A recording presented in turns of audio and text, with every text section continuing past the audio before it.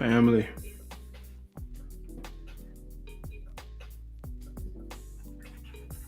Family. What's going on? Welcome to the Friday Fireside Chat.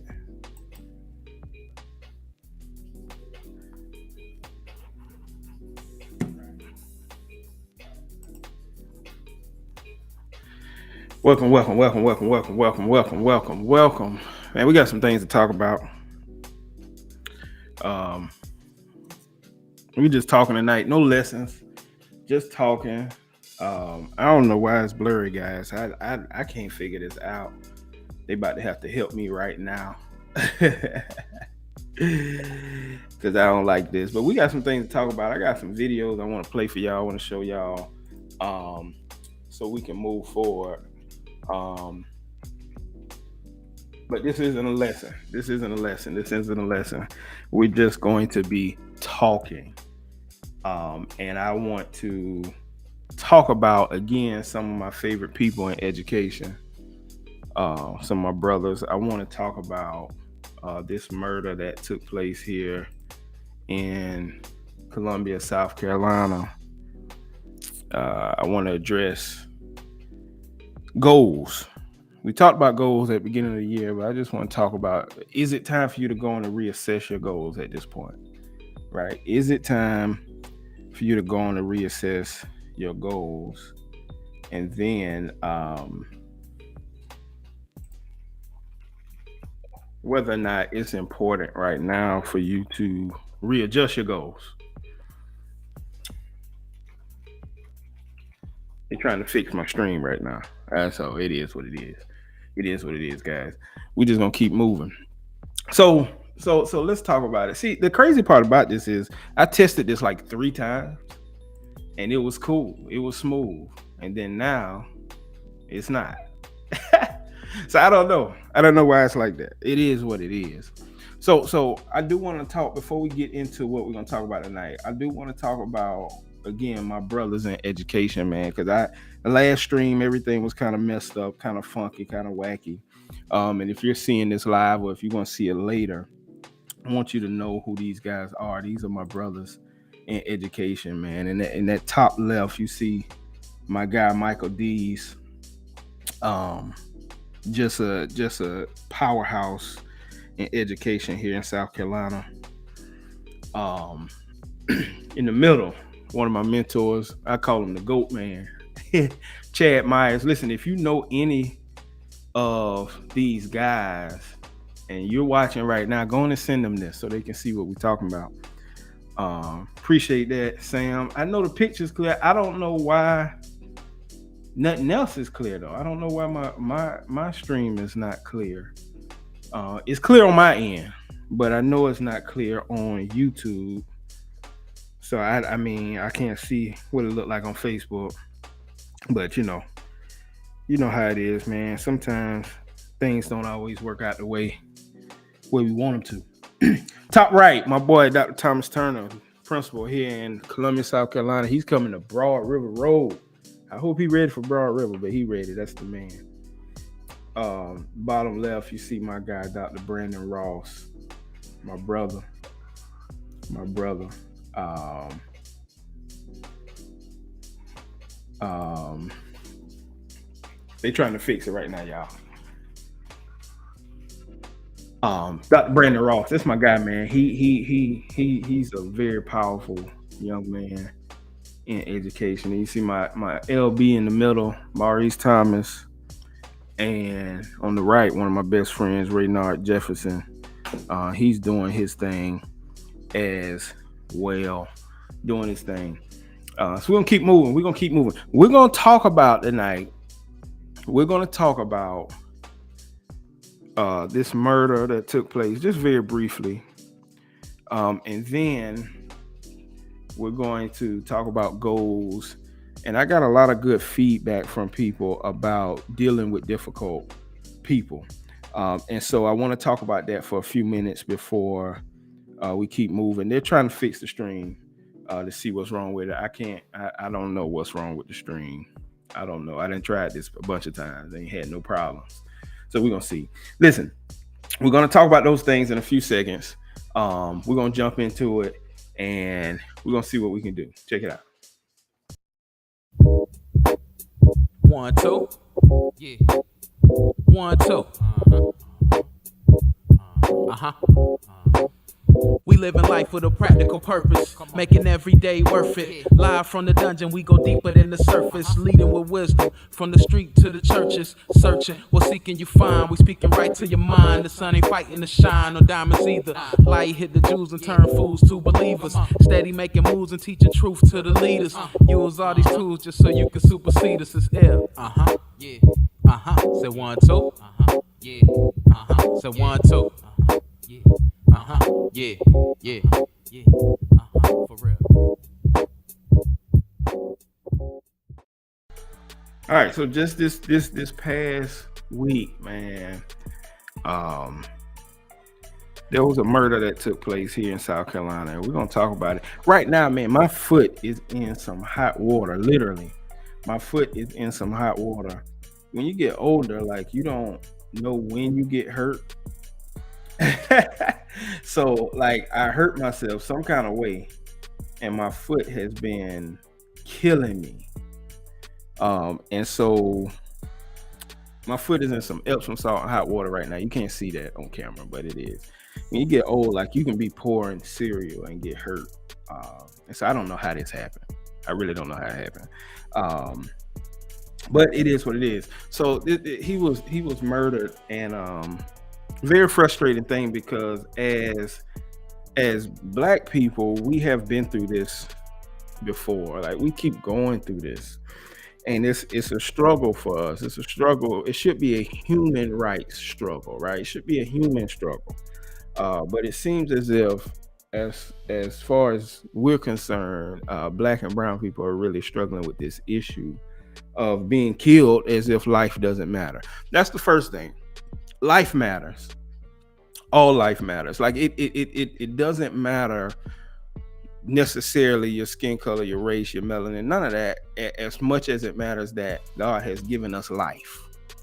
And we have to protect that life, right? We've got to protect life. And when we find ourselves in a position where we're not protecting life anymore, we become evil, we become reprobate, we become people that are not fit to live in society. And so we see now that so many people are not protecting life. I want to talk to you about it. I want to show you just the news feed of what actually happened. Check this out.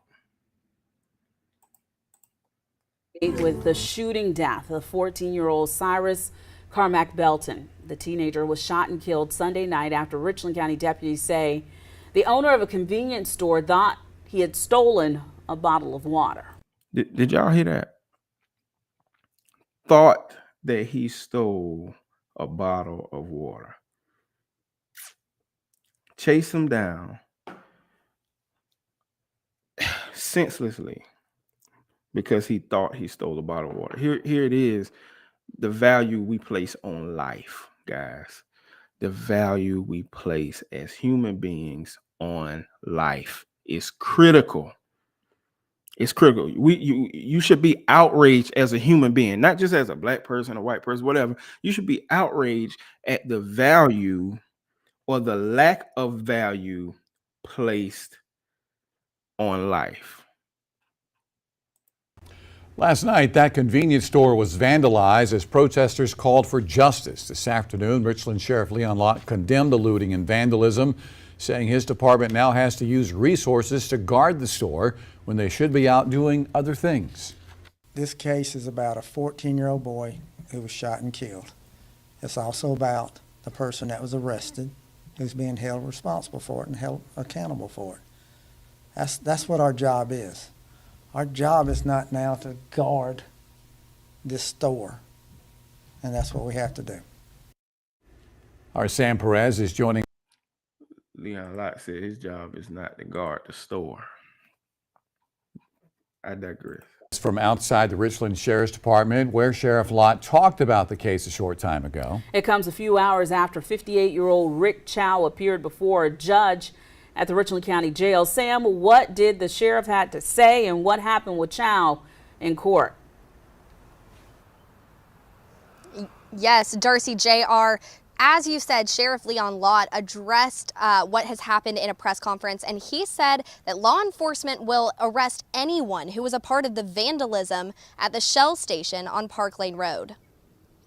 Deputies say 15-year-old Cyrus Carmack-Belton was chased out of the gas station before law enforcement says he was shot and killed by the owner. Rick Chow is charged with murder. Did y'all hear that? Did y'all hear that? He was chased out of the gas station because the owner thought he stole a bottle of water. Shot in the back and died. Bond hearing in front of a magistrate judge at the Richland County Jail. Chow and his attorney had no comment. The victim's family was also there, but they did not give a statement either. The community nearby the gas station, however, is speaking up. Leroy Hall lives nearby and says she went to the gas station often. Sometimes we have to learn how to step back and step away and really process what it is that we feel so that we can respond in a healthier way. Because even though this right here, we got to live with this, you know? This is not something that's going to be taken lightly. I feel bad for both parties involved because, like I said, I do have a relationship with the owner, but I'm also, feeling for my people, my black and brown people that are constantly going through these different types of situations. So, it's just heartbreaking for everybody around the board, and, I'm definitely praying for everybody. A memorial has started near the gas station with balloons and stuffed animals. The station is currently taped off with water bottles littering the ground and graffiti covering the buildings. Next, Chow will appear in front of a circuit court judge who can determine bond. We'll continue to provide you updates as they develop. Reporting live in Richmond. Hey, we appreciate that, WLTX. You did a good job with that one. But y'all, it's frustrating. It's frustrating because the lack of value on human life is at an all-time high, and we know that in Christian circles, we know what that's about, right? We know we're in a fallen world. We know what that's about, but the value of human life is at an all-time. The lack of value of human life is at an all-time high. This is a 14-year-old, y'all. And I'm in a group of school leaders, and the school that he went to, I know one of the school leaders there. Like this is sad. This is sad. But as African Americans, I think one thing we've got to focus our attention on is that we should be outraged, but we can't stay in outrage mode. After we are outraged, we've got to mobilize, right? We've got to strategize. We've got to come up with a plan to try to derail some of this stuff. right? We protest, we say things like Black Lives Matter, and Black lives definitely matter.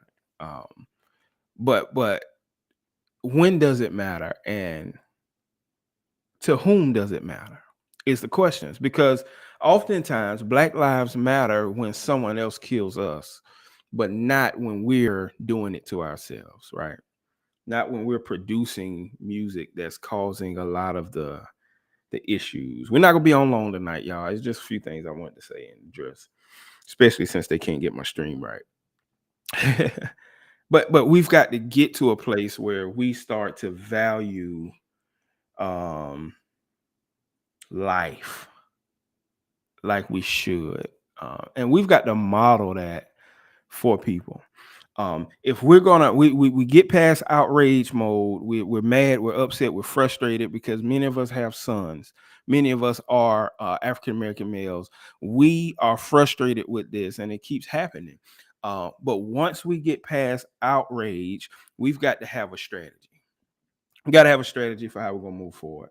And I found a clip by Martin Luther King, and we often hear "I have a dream," but I think that this clip right here is so powerful, because he outlines a strategy on how to combat some of these things. Check this out. Check this out. We don't have to argue with anybody. We don't have to curse and go around acting bad with our words. We don't need any bricks and bottles. We don't need any Molotov cocktails.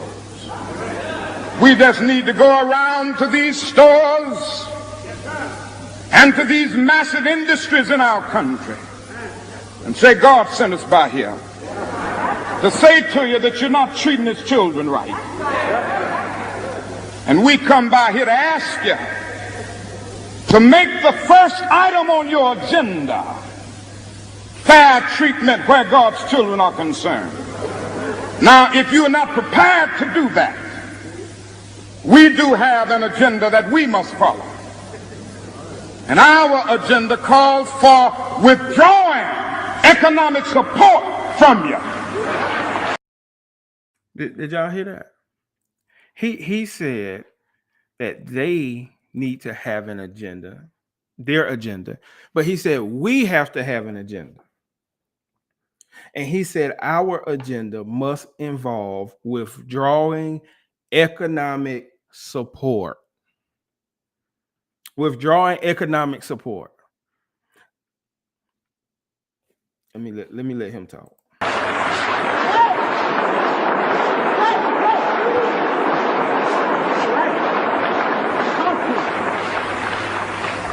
And so as a result of this, we're asking you tonight to go out and tell your neighbors not to buy Coca-Cola in Memphis.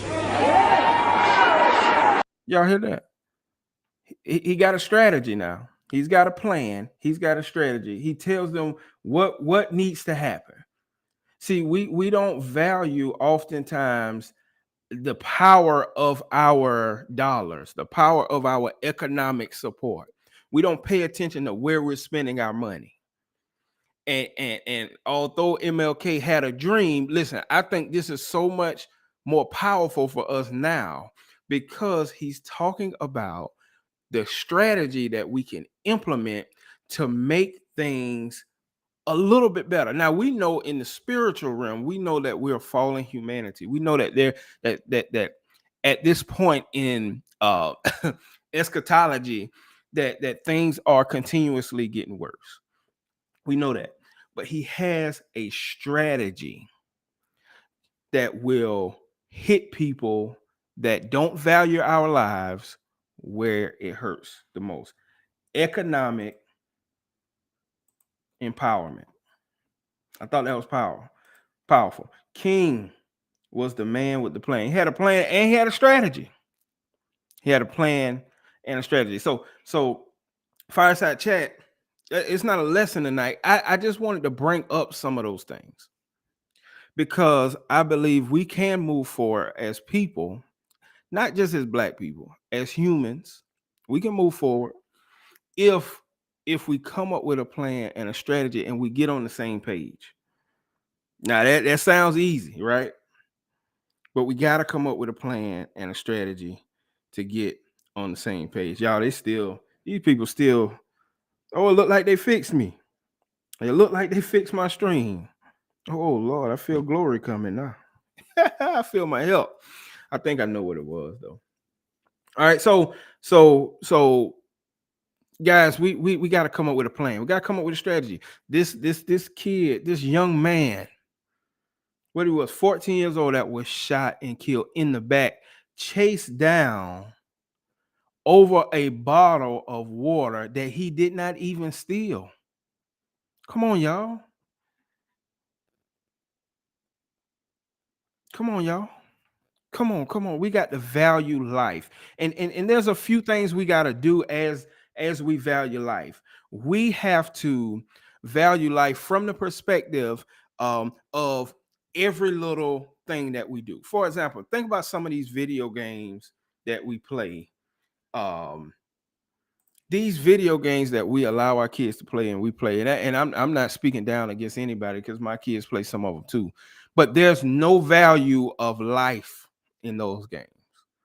And we played them too coming up. I know y'all play Mortal Kombat, and Street Fighter, right? Some of those things, there's no value of life. My son almost broke my heart one day. He hit one of his teammates on his basketball team. Was in a car with a gun and he shot and killed himself. And my son said to me, he said, when I told him, this was right before Christmas, I said, Caleb, kid, he shot himself playing with a gun. And his response to me was, is he going to come back? Let that sink in. His response to me was, is he going to come back? Because in the video game, you come back. But in real life, see, we don't value life as we should. As human beings, see, I don't want to make this a black-white issue. I don't want to make this a racial issue. Now, there are components of it that are racial, but we don't value life because of we are fallen human creatures.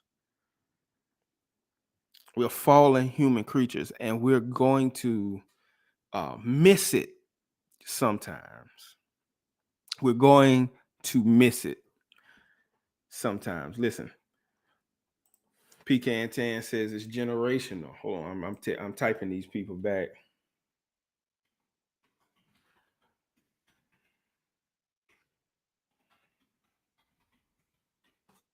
Yeah, I'm typing these people back. The generational racial trauma continues. Right? Man, listen, it's real. It's real. We know that's the answer. We know that's the answer right there. Right? But he already told us these things were going to come, right? He said these things were going to happen. But we've got to move past a lot of these things that we create on ourselves. This wasn't one of those issues, but with the value, and when I say create on ourselves, I'm talking about the value of life. We've got to value life. Like I talk to people all the time that I may do something for one of their family members, and I may call them and say, listen, your mom is so happy and proud of you or whatever.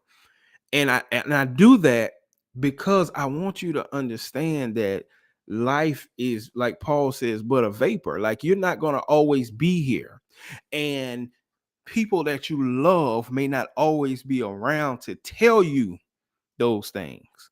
And so we've got to get back to a place as a community, as a human race, where we value life. We have also become desensitized because of the access to view these things, right? We don't value life. Remember on the last podcast, we talked about the top five. Y'all, I told you my foot is in some hot water right now. We talked about the top 5 shows, comedy sitcoms. Y'all remember that? We talked about that. And one of the shows that we talked about, I talked about, as I said, it was the second best comedy sitcom of all time. I said the Andy Griffith Show. And on the Andy Griffith Show, one reason that I really like it is not for the leadership components that Andy has only, but because how they view life on that show. Listen, they're so easygoing. They just sit on the porch in Mayberry. Sunday they don't do nothing on Sunday. I remember one episode they tried to get a band started on Sunday, and it was just like, no, they valued life, they value people, they value time, and we just are in a culture where we're moving too fast to value anything. Sam, you remember that song "Moving Too Fast" for me, little brother? We move too fast to value anything that should be worth value. And this shooting, this killing, in this murder in Colombia is a picture of how fallen we are as society. I mean, the chase a 14-year-old boy because you thought he stole a bottle of water speaks to the nature of our hearts, y'all. And it should outrage us. It should make us upset, angry, frustrated, mad. But as a people, once we move past the outrage, we then need to mobilize and strategize and figure out, how do we move forward? What do we need to do as a people? And doing that doesn't discount what that family is going through. It doesn't discount any of that. What it does is, for that, I'm not saying you should be mad for 2 days or 3. It might be 2 years. I don't know how long it should be. But what I am saying is, as a people holistically, once we move past being angry and mad and upset at the system, then we've got to figure out a way to address it. And in that clip I showed you, Martin Luther King tells us how to do it. But we're so busy listening to him talk about he has a dream, which was amazing, very motivational. But if you go back and study Martin Luther King, he gave us some things. He wasn't just this turn the other cheek guy. He was radical. And we've got to get back to that. We got to get back to that. All right. So I got a lot of feedback on the podcast last week when we talked about dealing with difficult people. And there was a few things that I said that I want to rehash just a little bit, because we all have to deal with difficult people in our lives. And that's something that's not unique to Christians, Muslims, or whoever. Everybody that's watching this or will watch this is going to deal with difficult people at some juncture, at some time in your life. You might be married to them. They may be your children, right? But at some point, you're going to have to deal with difficult people. All right. And my son is just standing here looking at me like like he don't have nothing to do. I told y'all, it's Fireside Chat. We just chilling tonight. You're gonna have to deal with difficult people. So there are 3 levels of difficult people that I brought out and I hashed out last week, but I want to drop them on you again. People who are difficult because they are different. Listen, there are people in your life right now who have different upbringings, different traumatic experiences, different things that have happened in their life that cause them, watch this, to be different than you. And so because of that, they become difficult. You got to know how to deal with those types of people. Okay? You got to know how to y'all hear she going off. You got to know how to deal with those types of people. People who are going to bother you and frustrate you because they're different. Listen, the second group of people that we talked about was people who are difficult because they are incompetent. They're incompetent. These are people who typically are the ones who work with you at your job, right? They're incompetent people. They're in a position. They may have gotten that position for whatever reason they got that position, but they don't know how to do what it is that they do. And because you in some areas are competent, you get frustrated with them because of their lack of competence. All right. Those are difficult people. The third level of difficult people are people who are genuinely evil. And this is what happened in that situation. You're gonna say, Doc, how you can't call nobody evil. Man, listen, let me tell you something. When you chased a 14-year-old because you thought he stole a bottle of water. That in my mind doesn't even seem logical. All right. You thought he stole a bottle of water. You chase him and you shoot him in the back, a 14-year-old. Difficult people in your life are sometimes genuinely evil people. Now, what do I mean by evil people? I don't mean they themselves, but there's something acting upon them that causes them to do things that are completely ungodly, unrighteous, right? And we talked about that. And what three things that I tell you need to do that Paul tells us in Romans 12:16-21, if you're going to stop or you're going to learn how to handle and deal with difficult people, you got to, one, stop being petty, right? Y'all got to stop being petty. Listen, my foot hurting. Y'all got to stop being petty. Listen, we got to stop being petty. We got to stop being petty. We can't return evil for evil. We can't return evil for evil. We got to stop being petty. We got to do our part. Paul said, as much as depends on you, live at peace with all people, right? You got to do your part. And you got to let God handle the rest of it, right? So I gave you some homework to identify that person in your life that's difficult and how you were going to deal with them this week or that week, whatever week that was. Listen, my boy, man, this is my brother, man. This is my brother, Petty King. Listen, we got to stop being petty. Like, petty. And here's what it is. Because I told you I'm not teaching tonight. It's a part of our human nature. To be petty is a part of our human nature. Listen, when Eve ate the fruit, right? God came to them and he was like, "Yo, who told you that you was gonna be like me or whatever? Who told you that?" What Adam say? Adam was petty.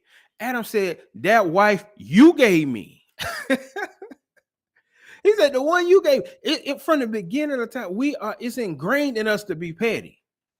But the problem is pettiness is a microwave solution.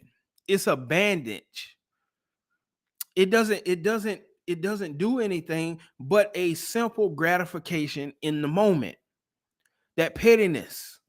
And that's what Paul was trying to tell us to do. He was saying, yo, you gotta move past being petty from the standpoint that this is gonna gratify you for the moment, and then later you're gonna have to deal with the ramifications of your pettiness, right? But in the moment, the pettiness is a gratification for us, and we've got to learn how to stop being petty. Listen, when you are really in authority, when you really have power over your actions, you don't have to be petty. And that's a frustrating thing for us.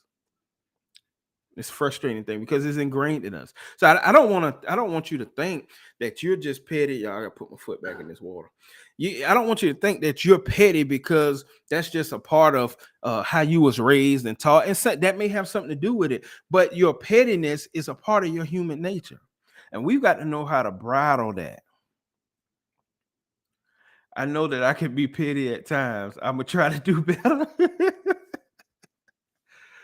Miss Hines, my people, man. Miss Hines.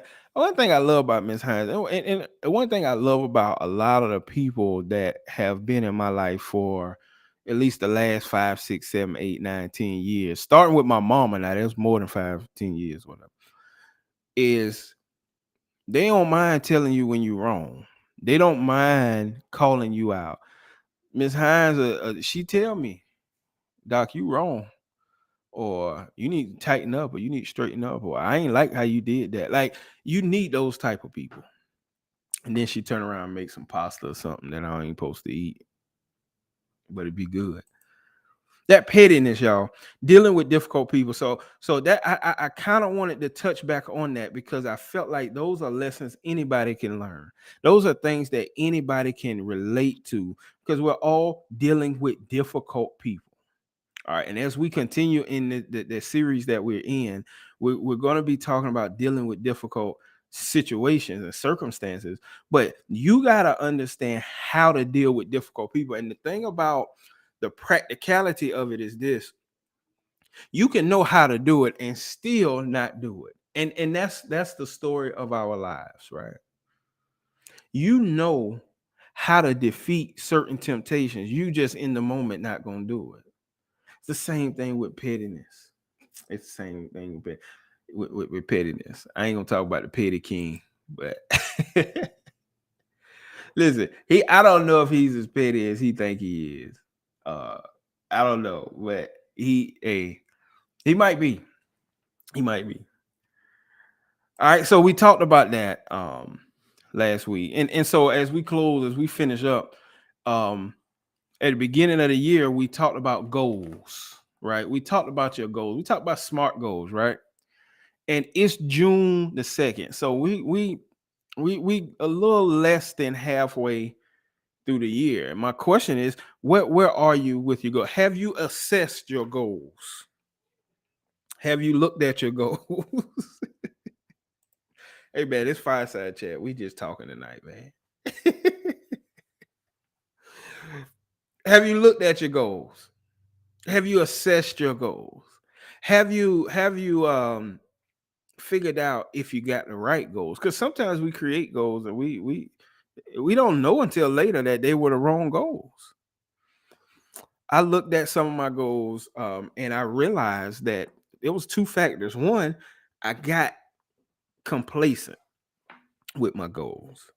And because I had a plan, I had a strategy, and it was working for a while, I didn't plan for life to happen. Right? We don't ever plan for life to happen. And so it's been a stretch the last month or so where life has just been lifing. And it caused me to get sidetracked on the goals that I had. So if you saw the thumbnails, is it time to readdress your goals? And I think we need to do that. I think we need to do it more than just once a year.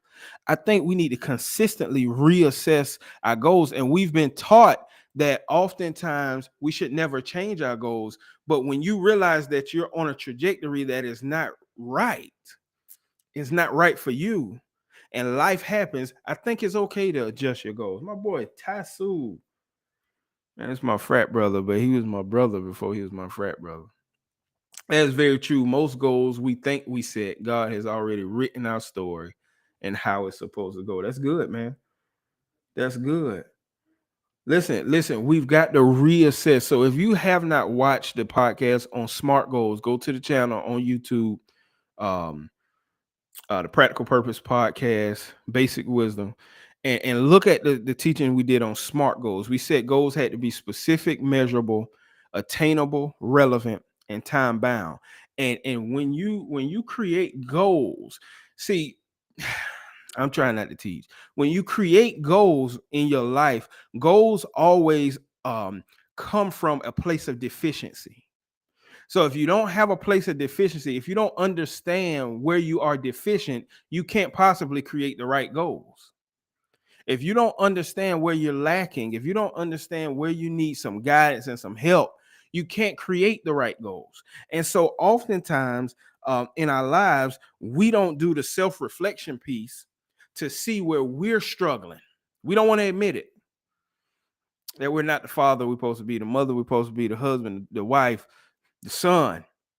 that we're supposed to be. We don't do the self-reflection piece. So because we don't do that, we don't create the right goals. And then when you create the wrong goals, you find yourself on a road to somewhere that you didn't want to go. Right? I said before in that teaching that you're aiming at nothing and you're hitting it every time.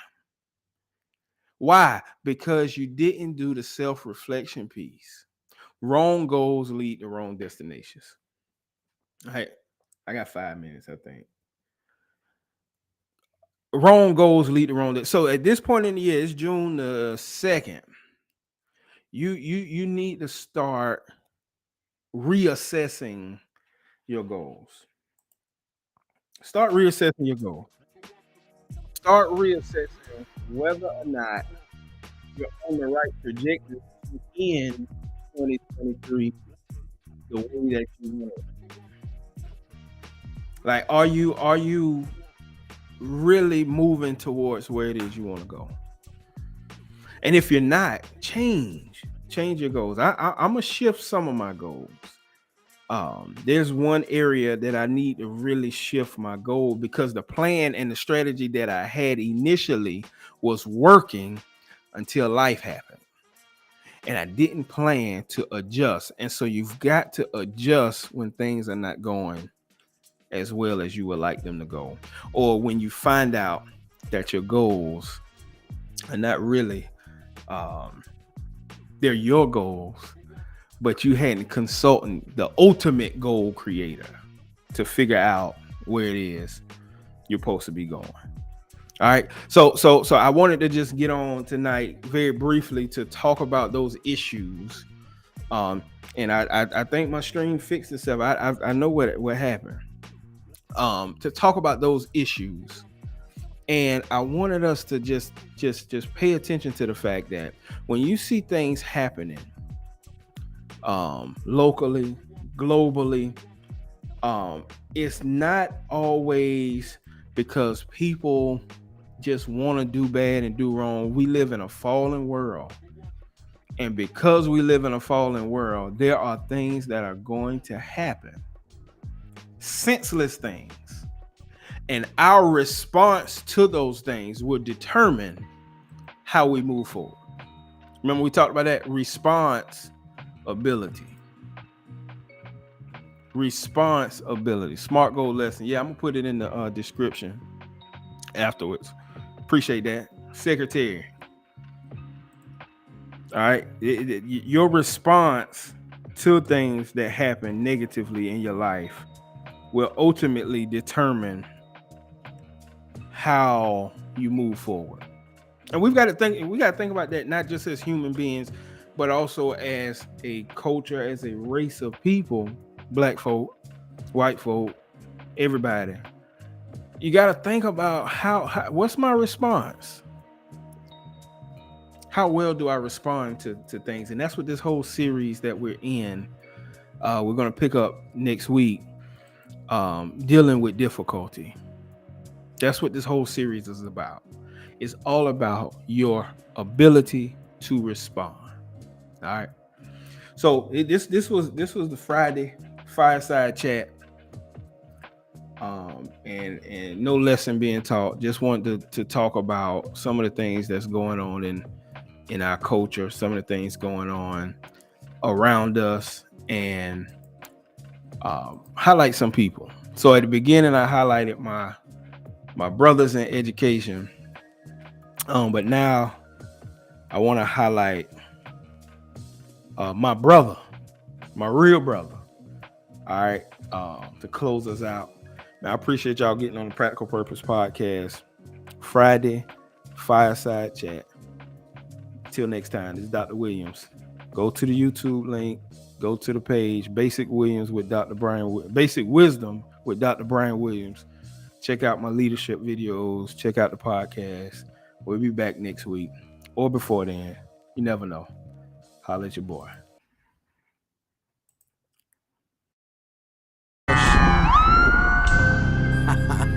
They ain't ready for this one. Get the picture. I hope you get the picture, 'cause cause it's all real, it ain't a filter. This joint shaking like it's off the Richter. Yo, it's a shame, so many of y'all forgot my name. Don't worry, homie, things about to change. I'm right back in my lane.